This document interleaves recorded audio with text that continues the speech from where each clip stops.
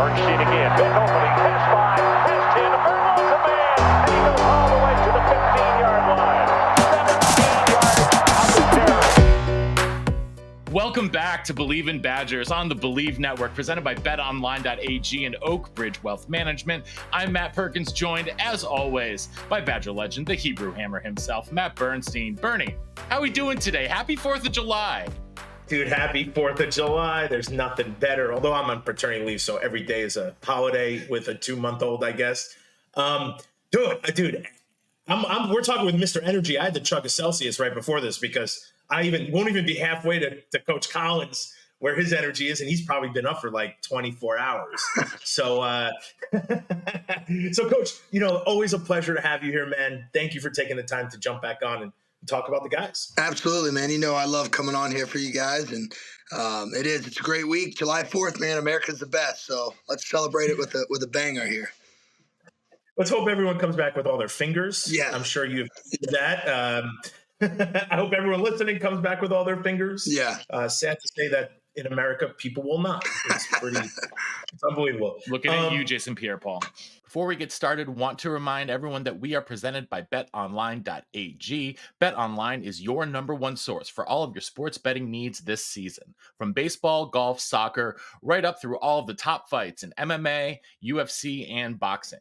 Every stat, every matchup, and even live odds and spreads while the games are being played. When the game's over, head on over to our online casino and get in on a game of blackjack or poker, or unwind with over 150 slots and other games. Head on over to the website today to get in on the action and use our promo code BELIEVE for a 50% welcome bonus on your first deposit. That's promo code BELIEVE, BLEAV, for 50% welcome bonus on your first deposit. Bet online, the game starts here. And we are also proud to be brought to you by Chris Anicetti and Oak Bridge Wealth Management. If you are a current or future professional athlete, get with Chris. He is the guy that you need to get your money right. Get in touch with Chris on Instagram at Chris_Anicetti. That's Chris_ANICETE. Or get in touch with Oak Bridge's team on their website at oakbridgewealthmgmt.com. That's Oak Bridge Wealth Management. Coach, big things have happened. Squatfest looked like a huge success. Guys looked amped. You're on year 2. I have 1,000 questions. Matt Perkins, do you want to lead off? I feel like you always have a good lead-off question. I actually do. I actually do want to lead off. And I want to know, Coach, what's going through your head right here? The little dance show there. Yeah, it looks awesome. Yeah, exactly. So, when they come in, you're playing music, they're running around, they're kind of getting like, lay of the land. And I just want them to get the oohs and the ahs out right away. So they come in, my staff's running around, everybody's kind of just running around. I'm just, sitting back, like watching. You play a song, everybody starts dancing. You're like, yeah, this is nice. This is good. And then, once it starts to die down, then I just jump in. I start moshing guys, get them going. And, it gets extremely rowdy when you do that. So I like it. You opened up the pit. Yeah, pretty much. It's exactly what it was. Yes. So we were at Squatfest last year. We didn't get to travel this year. Bernie's on paternity leave. I'm moving. What was the biggest change from Squatfest at Wisconsin year 1 to year 2? Biggest change, obviously, the flow of the stations is always different. Just kind of like how I always move equipment in the weight room every off season. So, psychology, it feels new. It feels, challenging. Guys come in, they're like, oh, that used to be there. That used to be there. But really, I think it's just the guys in the locker room, their mindset, a full year under their belt, knowing why we do everything that we do. Yes, Squatfest it's a vibe. It's a memory. It's going to be fun, but it's also extremely hard. And there's a reason why we do it. And I think, just the guys that have really stepped up since, the end of last year and, throughout this whole entire off season as our leaders, just your true warriors have set the standard. And so that's why, I kind of always say it gets bigger and better every year. And that's not because there's more lights or, whatever it may be. It's because the kids know what to expect. They know, why we do it. But it was awesome. So I remember squatting. It wasn't like that, but everyone's held to an expectation that they have to or should or wanting you want them to hit X. And I'm sure most of the guys have probably did that, if not all of them. We don't have to get into that, but I would love to hear any people stand out. Like someone squat like 800. Like were there any dudes who were like, oh my goodness, I thought he would hit X and he went X times 20. Yeah, I mean, so I really challenged myself this offseason, and again, fortunate with a great staff. I kind of wanted to try to dabble in the velocity based, with squatting, and because that's the whole intent is always to move weight fast. And I'm very old school, which I still am, and just adding a little new school of this stuff. But so we were hitting percentages and hitting meters per second and just value, every week a little bit different. And guys were still getting strong. And it was, showing up when we were doing our sprints and, all of our catapult numbers and all that stuff. I was like, all right, this is pretty cool. But on Squatfest, you could take all that and just throw it out the window because, I started doing it like the first couple reps and sets. I was like, all right, yeah, good. 0.4, nice. Okay. And then like Hunter Waller looks at me, he's like, we're going for 500. And I'm like, you're going to get 500. And, who cares if it's 0.38 or 0.4? Like sometimes you got to put that bar on your back and get dirty and just feel some demons. And, but if we really wanted him to, Cheney could have squatted, and he squatted 6 something, but he could have squatted a little bit more. Will Pauling hit 585 at 190 pounds, and he's a genetic freak. A day after running a 4.3940 electronic, so that was impressive. I think the one that I'm probably most impressed with was Nazir Forkreen, and I think I've said that a bunch. Just he looks totally different. I mean, he's 22 pounds heavier than he was last year, and just his work ethic, his leadership, his demeanor, his intensity. I mean, he's owning that room. He's making a name for himself. He's motivated more than ever. And, I think he squatted like 455 for like 2. And I was like, damn, all right. Yeah, you're good. Like, so, but there's a bunch of guys around the room too that, some of my guys, they let them go for like 5, 6, and who cares, man? Have fun. So Coach, I got to ask, I mean, this is when I stepped into that room, it was kind of shocking. You have a lot of new guys. You have either guys coming right from high school who are second semester seniors, I guess, or what do you call them? First semester, second semester, early enrollees. Freshmen? They're just early enrollees. It's just yeah. a weird. Okay, so you have early enrollees, and old freshmen, young freshmen, because you had some of the fresh freshmen there too, and then you've got portal guys, you've got vets like Hunter and Jack Nelson. So how do all these guys how do you coach up the young? So you have brand new dudes who are probably a couple weeks. Yeah. You got early enrollees who are a couple months. You have transfer portal guys who are a couple months. How do you coach these guys up to say, hey, we're hitting X, Y, and Z on June 30th or whatever day it was, and you guys are here for the ride. You guys are expected this. Like I'm sure you do not have expectations for people. Yeah, no, it's funny. I told the last of this class, they're on week 4 right now. So they started 2-3 weeks behind when everybody else started, and it's just is what it is. It's the school academics and all that stuff, and all good. But we're not going to waste their time. And I selfishly would always tell them, I'm like, guys, I'm preparing you, no doubt, physically, mentally, all that stuff, to be the best for you right now, but I'm also preparing you for the older guys, because I know once they see fresh meat, like they love it, right? They want to test you right away.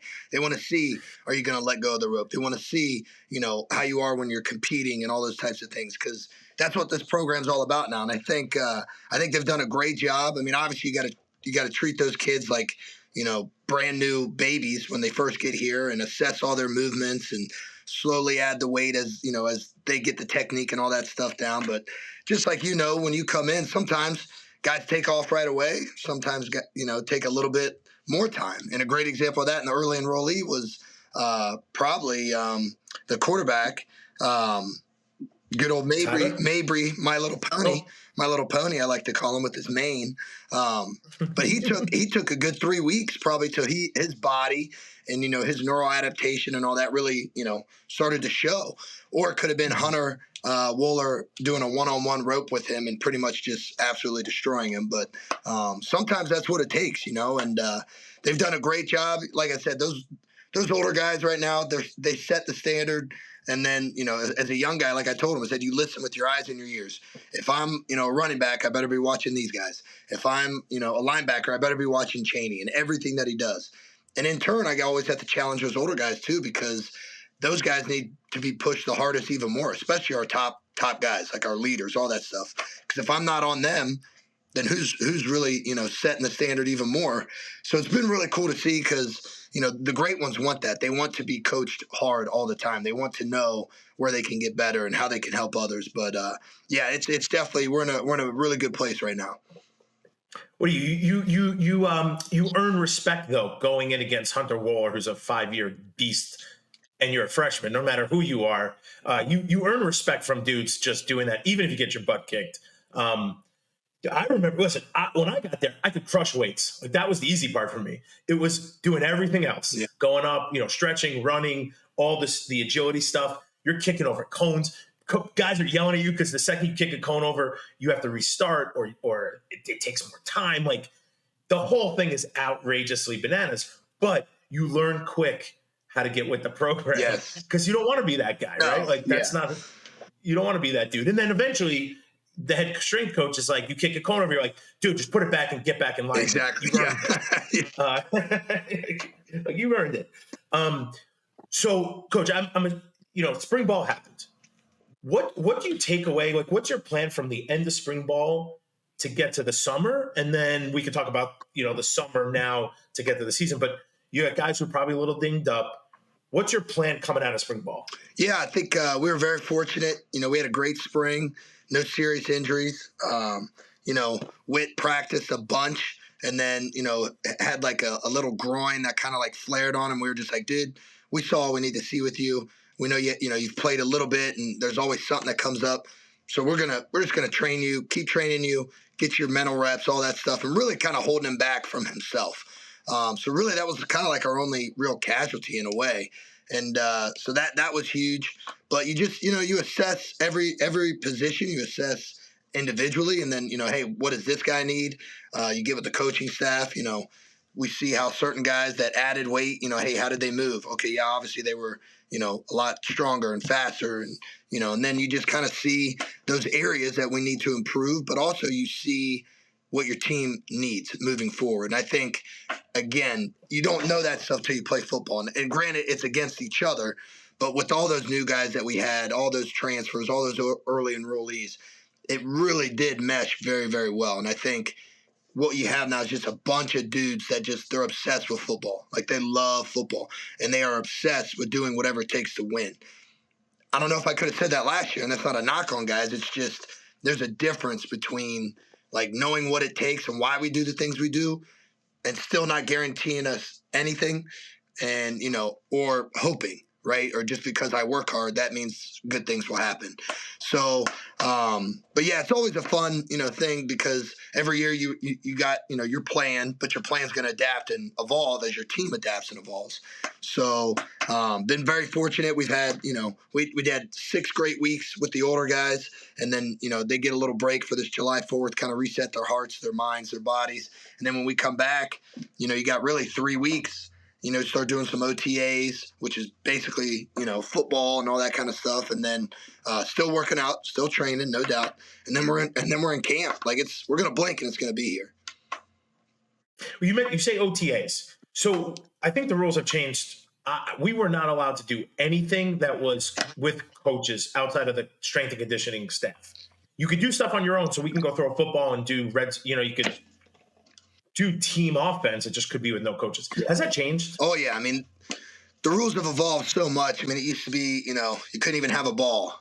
And now it's like you can have a ball, but you can't go against each other. And it can't be a run through or walk. It's like there's so many rules. It's crazy. And God bless Coach Fick and the staff. They understand it. They know it. And even our guys, like, they know how to run a clean OTA. But it's basically like, a very shortened down, intense practice where, we're going to warm up quick, and then you got a little bit of Indy. There's a little bit of special teams. You're doing routes on air. You're doing, checks and communications. Defense is doing, run walkthroughs with themselves. And it's great. The biggest thing you get out of it is the communication, the moving, right? And just the stuff that everybody, when they watch on Saturdays, they don't really think about, right? And so it's really great. And then the biggest thing, too, from our end, is I'm not always doing specific drills to mimic like we're not going to take you out there and run pro agility drills just the time of pro agility. Like I'm a strength coach. I'm not a combine coach. And like when that time comes, we'll worry about that. We're going to do agility drills and change of direction and all that stuff, but it's always specific to your position. So even better with the OTAs in July is now you're really getting prepared for what camp's going to have. If I'm a linebacker, I'm moving as a linebacker, right? And so I think that's the best thing that we use that for. It's our final kind of piece in our conditioning as we get into camp. Like you don't want to get to camp and then, be absolutely blown away by all the, loads in your practice and the movement and all that stuff. So it's a really great tool for us. It's a really great tool for the kids, no doubt the coaches. And it's really like basically getting all your installs done. So when you hit camp, you're running. So you said that you knew, some of the, I don't want to say shortcomings, but some of the things that you guys need to address going forward. You guys know where you stand right now. Yeah. What in your mind is the biggest thing that you want to address between now and say the start of the season? I think it's still the same that Coach Fick started the day we got back from the bowl game, and it was just the hunter be hunted mentality. And people are always looking for cliches or things to say, all that stuff. You got to have something, but like it really is so true because there's a difference between guys working hard and then just waiting for their time to happen, as opposed to like every single day I'm gonna bust my butt, I'm gonna grind, I'm gonna push everybody around me, and if someone beats me out, deep down I'm pissed, but I know that guy earned it. Like, and then God forbid I'm gonna be ready if my number's called. And just having that like savage mentality, like that really like if you want to go eat. Like you got to go hunt right now because someone's coming after you. Someone's trying to beat you. And I use that as myself. Like someone out there is trying to coach a team better than me. It ain't going to happen, but that's my motivation. So I think that you could just see like throughout the room, like, and I knew it would take time, but I'm always going to be biased, like, when we train and stuff like that. But and I think I might have said it before, but it was like week 4 in the winter.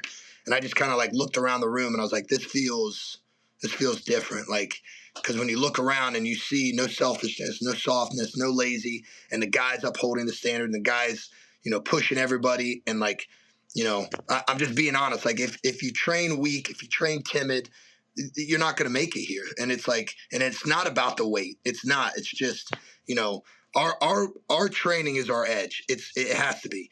And it'll show, right? And we got to keep building it and keep holding it and, take it to another level. But it really is just that love, that passion to do whatever it takes to be really, really, really good at football. And, it's night and day right now. This guy's getting me amped, Matt Perkins. I'm ready to get in a squat rack. Break my back again almost. But Coach Collins, how much you miss the fullback? Like those are the dudes who just got people fired up to go lift weights and like lose your neck. No doubt. Like mine. Hit the A gap, hit the B gap, little 2021 trap. Let's get it. Ooh, all those things sound so great on my vertebrae. So Coach, I want to jump on different positions because I know we only have a couple more minutes. Well, first, do you do the stadiums? Oh yeah. Has that culture stayed? Oh, we'll do them here in July. Yes, absolutely. Never rains on a Tuesday afternoon, no matter what. It's unbelievable. They might be on a Friday, and I incorporated the ramp in the corner that goes up. It's 5 levels, so we would do some finishers on Friday. I had the O-line, and there's 2 different ramps, so you could split the guys up. So it was great. But the O-line had I think it was 330 pound sleds. They had to reverse drag up. Like the big skill guys had 250, and then the skill guys had 200. And that was hard because you're in groups of 5 guys and you got to go up 5 levels. And it was that was fun. We used to just jog up. It was hard enough. So I don't even want to think of that. But we, we're so excited. First off, we've heard from sources that dudes are getting yoked up out there. They are. And looking great and getting 6-packs and all these things. I wish I had, I wish I had you. I had no six. I had 6-packs. Yeah. They just were in forms of cases from 7-Eleven Exactly. or from the open pantry. We talk about positions. There are some positions that probably we are all a little more talkative about, quarterbacks. Matt Perkins, help me out. Okay. Linebackers. I want to talk about, Bernie, I'm taking this from you. I want to talk about Coach Blazek and the offensive line. Yeah. Talk about his energy coming in, because we talked to him a couple months ago. That dude is a ball of energy. And what's it been like working with him, and how have you been sort of changing the training, especially for the offensive line, because they struggled a fair bit last year. So what's been the biggest changes there between the way that you're approaching S&C with the linemen and then your relationship and how Coach Blazek is approaching it?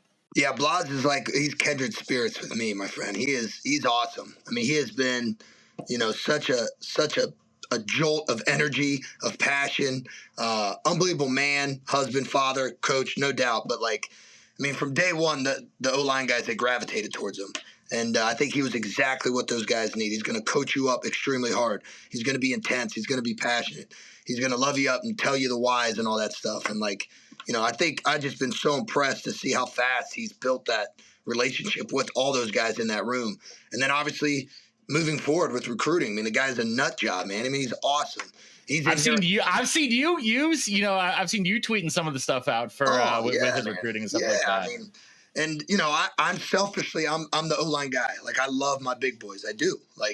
And you have to train them differently. And again, I think, seeing a guy like Jack Nelson who could have left, and he came back for all the right reasons, and just reassuring him, and it's not to say, look, it's working, but it's he's 18 pounds heavier. He, struggled to get certain weight and would lose it here and there. He's obviously in much better shape. He's stronger. He's more confident. His footwork is phenomenal. And, the other day when we did some combine testing, I was whoa, because, there's the average for, combine offensive tackles, and then there's the top.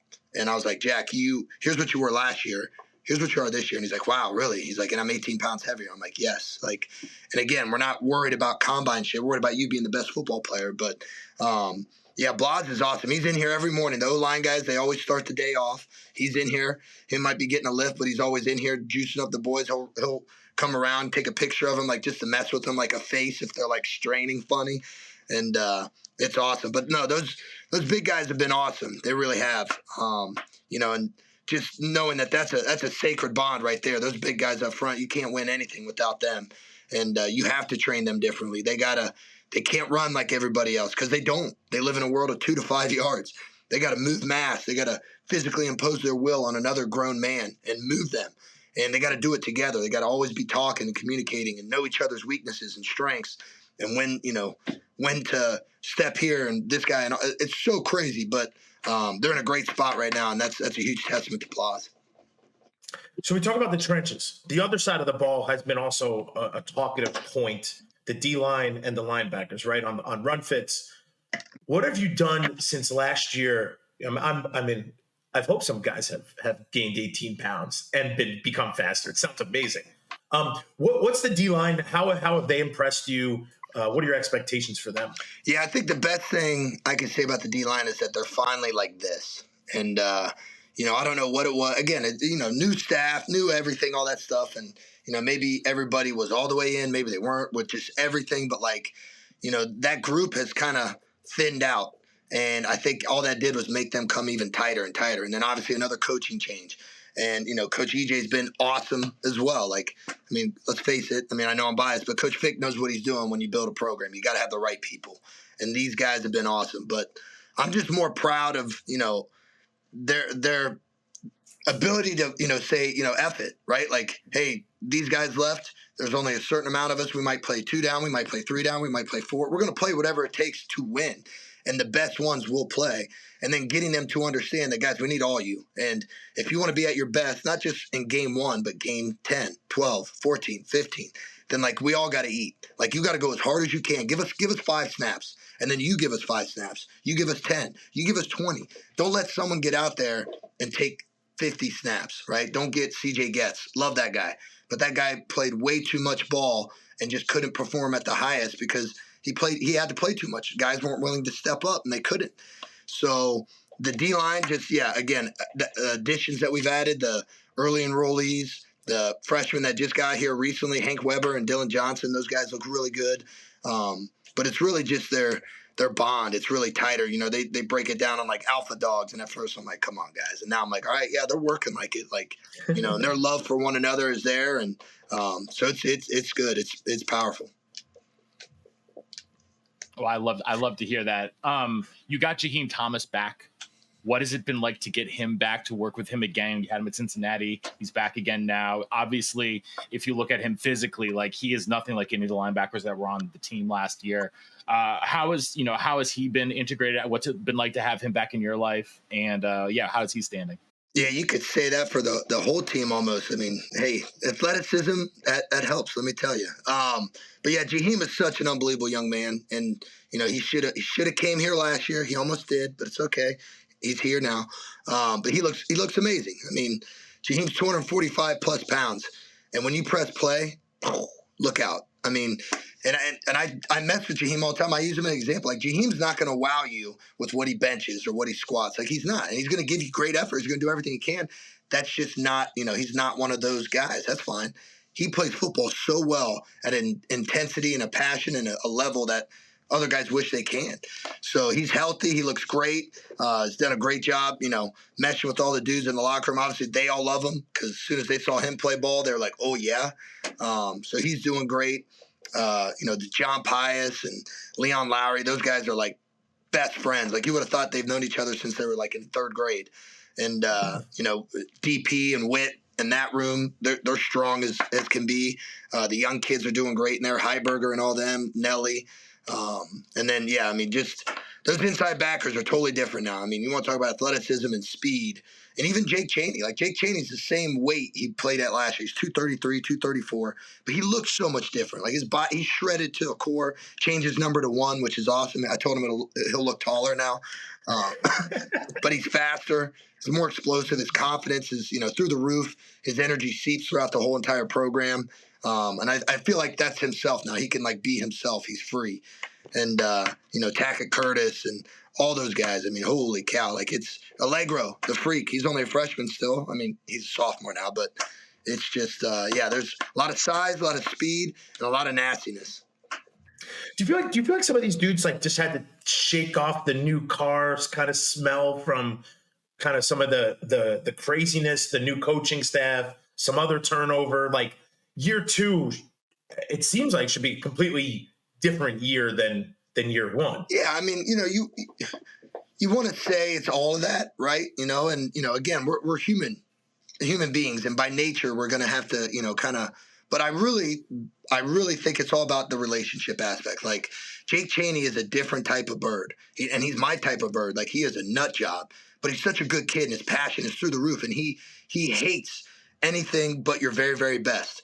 And I think it just took him a little time to understand that, like, no, that's what we want, dude. We want you to call guys out. Like Hunter Wooler being who he was. We saw it happen near the end of last year, like in a press conference. Like, I'm sure that rubbed some people's feelings wrong. Well, it's probably because he was talking about you. But that's what you got to have. Like, when your best players are your best workers and your best leaders, that's the way it should be.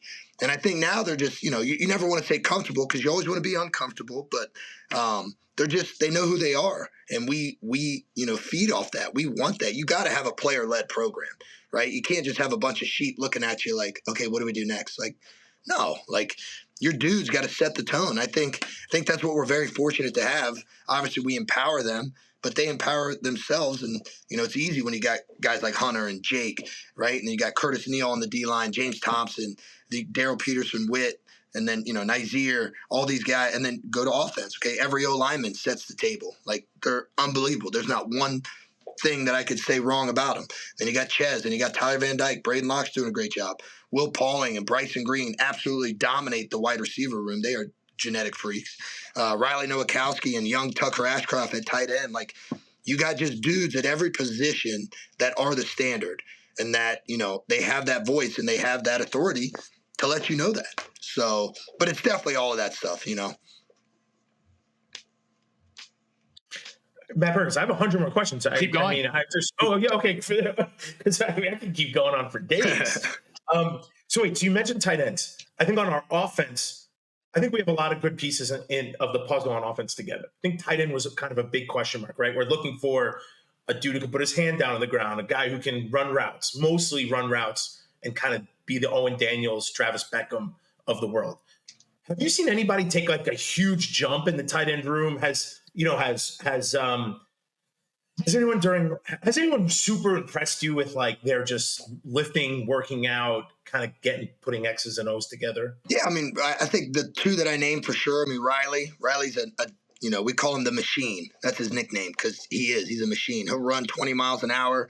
He's got no quit. He's an Energizer Bunny. He never gets tired. He's healthy, so that's huge. Got to keep him that way.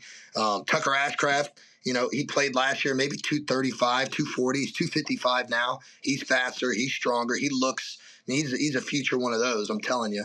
So he's got a bright future. You add, Jackson McGohan, who came to us a year after LSU, who we knew from our time at our previous stop, and he's just he's that X factor. He can run routes like a wide receiver, but he's a mismatch because he's that tight end, and we'll keep getting him bigger and stronger and all that. But it's really going to be whatever the team needs, man. I think we're going to have A through Z on, hey, all right, this guy this guy both, whichever it may be, and that's what you want. You got to have a bunch of tools in the toolbox, go to say. But yeah, there's that group is getting really good. How are the freshmen? I just want to know how the freshmen are. How are they adapting? Have they gotten, are they ready to get going? And have any of those guys stood out? I remember when we talked to you probably back in February, Cub and Kevin Haywood, where you say those two guys were some of the strongest guys you'd seen come in. How are they looking? How's the rest of the freshmen looking? Yeah, I mean, they don't look like freshmen anymore. That's for sure. I mean, Tommy Turbo Heiberger, Landon Gauthier, Woody, Cub. I mean, all those guys, they look like they've been here for over a year. And it's funny because they look like that even more now because the other part of their class is, in here. But the rest of their class looks unbelievable as well. I mean, like I said, Dylan Johnson, the 4-time state champion wrestler, he's 290 pounds. He has a twitch that I've seen maybe once in my life. So strong. Like, you want to talk about strong? He did what did he do? He did 405 for 7 on bench on Monday. Like, what? And, like, probably could have got a couple more. And I was like, that's good. Like, super strong. I think he'll be able to, who knows, help us. I mean, he's a plug. Go plug. Those two running backs, Darian Dupree and Dylan Jones, man, they look good. 200 pounds, both of them. Strong, can bend, athletic. Xavier Lucas, almost, every bit of 6'3", 197 pounds. Ran a 4.4. He looks good. So they're all doing a great job. They really are. And it's fun to see their growth. Like I said, some guys took off right away. Some guys a little more time. Emerson Mandel, he looks every bit of the part. So the future's very bright, that's for sure. I'm excited for Gideon Natuka's quads. Oh, yeah. Yeah, I mean, see, Gideon's an older freshman. But, thick Gideon, I like to call him, thick G. But he looks good, too. I think, Coach, we've heard a lot about the healthy competition between the quarterbacks in that room. Has that spilled? I mean, it must have spilled over into the weight room. What have you seen from their development? Yeah, I think the coolest thing is, you get a guy like Tyler Van Dyke that's obviously a seasoned vet. And but again, you get to know him. You get to know, his experiences at Miami. A lot of great, a lot of bad, and, probably some other stuff. But, like, he's got a fresh start here. He's training totally different than he ever has. And that's not a knock. That's not saying we're the greatest. I'm just saying he looks unbelievable. I mean, he's 228 pounds. He runs 20-plus miles an hour. He's, shredded his body. He's got veins now, and he loves it. Like, he'll wear his cut off. And, but his leadership and his aura, because when he got here, he's probably, just being true to himself. And, I'm going to earn respect by the way I work and all that stuff. But now you just kind of see him really start to take a little more of that ownership and that leadership and command. And then Braden Locke is just, I mean, he looks, last year he looked like, a 6th grader. Like, he really did. And then he did a great job. We saw him at Squatfest last year. We're chatting with him after, and Bernie's like, who's that? I'm like, that's Braden Locke, dude. Like, he's like, he doesn't look like he looked like he was 16. Yeah, exactly. Yeah. Like, and so his body's totally different now. He's faster, all that stuff, stronger, and all that does is breed your confidence. Yes, I'm sure it helps your arm strength, all that fun stuff. But it's just as long as we are here, I'm telling you, the quarterback's got to be the toughest guy. He has to. He's got to be one of your hardest workers. Damn straight got to be your leader. And he's got to be that dude, man, because you know it. When things go well, the camera's going there. When things go bad, the camera's going there, just like the head coach. So they got to have that mentality, right? And they can be the rah-rah and all that stuff, but they can't be the down. They can't put their, like, because guys feed off that. So their competitiveness, their relationship really tight, doing a great job. And then, they get to beat up on young My Little Pony Mabry all the time. So it's awesome. It's funny because they're in the huddle, no matter who's in there, there's only one voice, and that is the QB. We have high hopes for all these guys. It's very exciting. Coach, what are you most excited for this season? Oh, man, just seeing the boys finally play. You know what I mean? Like, in the winter, your team's reborn, and I love always saying that, because you're adding pieces. Guys are gone. You got new freshmen, all that stuff, new coaches. So it's like it's always new. It's always energizing. And then you put in all that work. You're building and molding your team, and then you finally get to play spring ball. Granted, it's against each other, but sometimes that's the best because you're not holding back. But like when you get to hit a different color jersey, it's a little bit different. But then you finally get to see all these new pieces and everything that you've done, come to fruition because they're playing the game that they love. And then you reset, you recharge, you go, have the summer, and then you get to camp, right? And it's like, even Coach and I, we've been talking like we want to, the way the model, and like you were talking about with all the rules these days, like it's kind of slowly starting to evolve into like an NFL kind of style, like just the timing and how many games that you could possibly be playing. So just trying to find that fine line of, instead of just always like every single day, like, hey, we're going to go. And then this day, like, we're going to kind of, take off and then go, take off. And like, not that doesn't make us soft. It's just we're trying to find unique ways to make sure we're at our best, not just week 1, but week 7, week 8, week 10, week 14, 15, all that.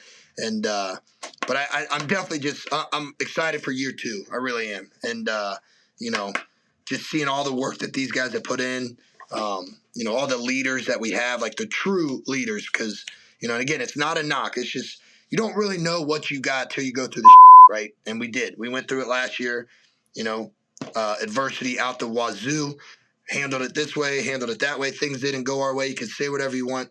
It is what it is, right? And I think all of that and everything in between and then some has just led to a certain point to where, like I said, that standard is set, the culture, the guys know.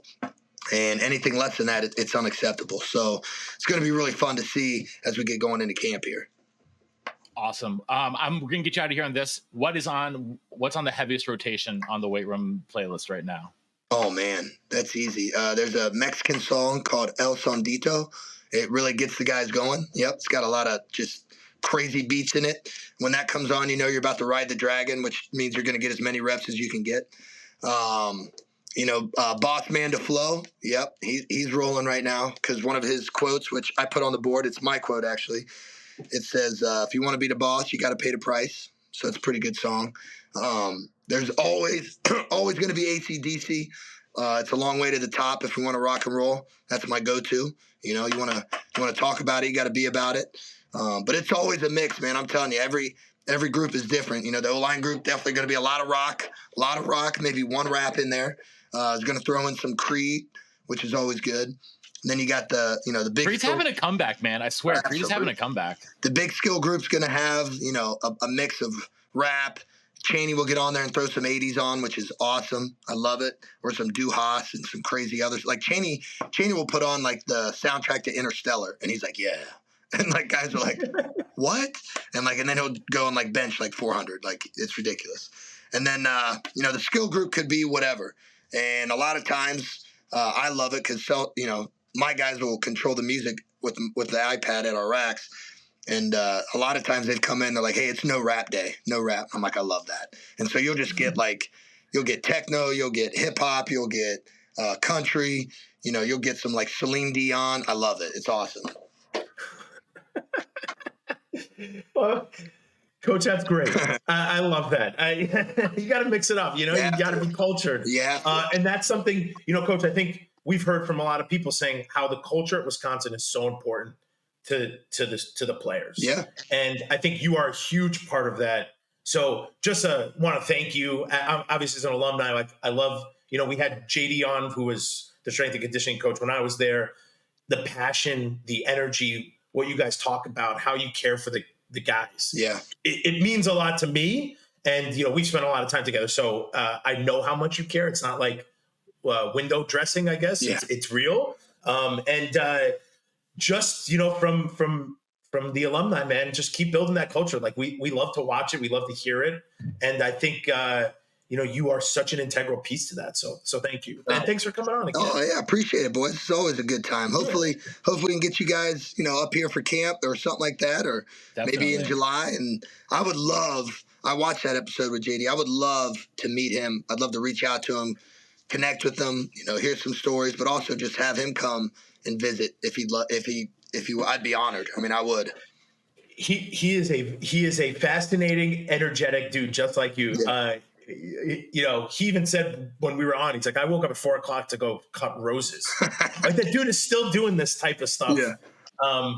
And I don't even know how old he is, because you can never tell. The guy looks like he's 45 and he probably is like 150. But it's I would love to connect you guys, because I think that'd be really cool for JD as well. Yeah, no, that'd be great, man. We can definitely make that happen. But that is going to be it for us here today on Believe in Badgers. Thank you so much, Coach Collins, for joining us once again. And thank you, everyone, for tuning in to Believe in Badgers on the Believe Network, presented by betonline.ag and Oak Ridge Wealth Management. Until next time, on Wisconsin. On Wisconsin. You better bet those playoffs, baby. Wisconsin's going to be there.